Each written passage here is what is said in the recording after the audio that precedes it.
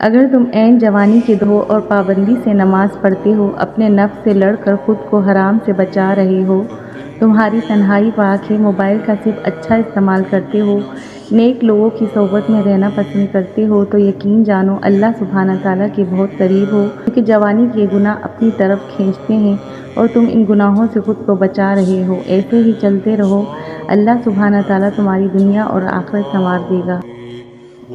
جوانی میں دین کو چننے کی فضیلت یہ زیادہ ہے کیونکہ یہی زندگی کا سنہری وقت ہوتا ہے۔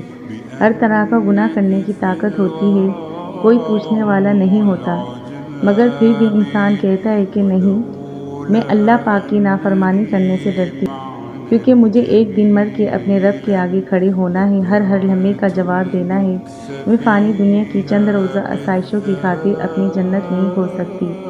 میں تنہا ہوں، مجھے کوئی نہیں دیکھ رہا، لیکن اللہ سبحانہ تعالیٰ تو دیکھ رہا ہے نا۔ میں ایسا عمل کیوں کروں جس کا میرے نامہ اعمال میں ہونا مجھے روز محشر اپنے رب کے سامنے شرمندہ کر دے۔ آمین یا رب العالمین۔ جزاک اللہ۔